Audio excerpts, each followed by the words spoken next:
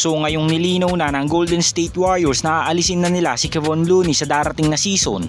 Sa ngayon palaisipan pa rin kung sino ang papalit na sentro kay Kevon Looney sa Warriors.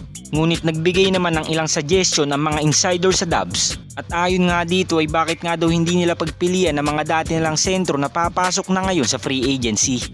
At ito nga ay sila JaVale McGee, Damian Jones at James Wiseman. So ang tatlong center nga na ito ay pamilyar na sa team ng Golden State Warriors. Ngunit tanging si James Wiseman nga lang ang naiiba kay JaVale McGee at Damian Jones. Ilang former number 2 pick nga na si James Wiseman, hindi nga natin gaanong nakita ang kanyang potensyal noon sa Dubs dahil panay nga noon ang pagkakaroon nito ng injury. At ang dalawang veteran center naman na si McGee at Damian Jones, halos silang dalawa nga noon ang nakapagbigay ng impact sa team ng Golden State Warriors. At talagang napakasolido noon ng kanilang depensa, kaya naman naging malaking tulong sila kala Steph, Klay, Draymond Green at Kevin Durant.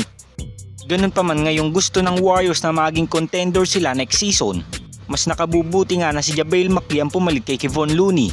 Dahil kahit may edad na nga itong 36 years old, napaka-athletic pa nga rin ni McGee at napakasolido pa nga din ng kanyang depensa. At hindi nga lang siya nabibigyan ng pagkakataon ng Sacramento Kings na mabigyan ng playing time dahil alam naman natin na mas priority ng team na ito ang kanilang mga batang players. Well, kahit papano sa season ito si JaVale McGee ay nag-average ng 4 points, 2.7 rebounds at 0.4 assists per game. At pwede rin nilang piliin ang dalawang batang centers na sila James Wiseman at Damian Jones. Dahil kung mabibigyan nga lang nila ito ng pagkakataon next season, mas magiging solido nga din ang kanilang depensa dahil kay Damian Jones. At pagdating naman sa scoring ay may ibibigay naman ito ng former number 2 pick na si James Wiseman.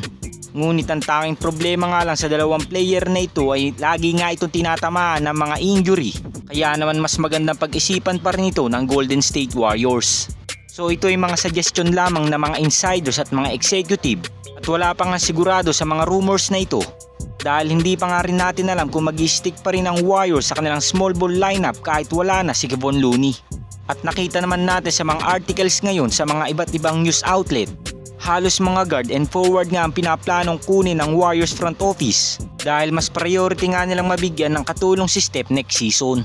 As of now si Jimmy Butler ang tinatarget ng Warriors at wala pang inaanunsyo ang Miami Heat tungkol dito dahil sa ngayon nga sa status ni Jimmy Butler, pinipilit nga niya ang kanyang team na mabigyan siya ng max contract. Ngunit hindi nga ito basta-basta pwedeng ibigay ng Miami Heat dahil alam naman natin na hindi rin siya napakinabangan ng kanyang team sa playoffs matapos nga nitong magkaroon ng injury sa tuhod. At ito nga susubaybayan natin kung ano ba magiging plano ng Warriors ngayong off-season dahil hindi nga natin alam kung saang posisyon sila nakafocus, kung sa centers, sa mga guards or sa forwards.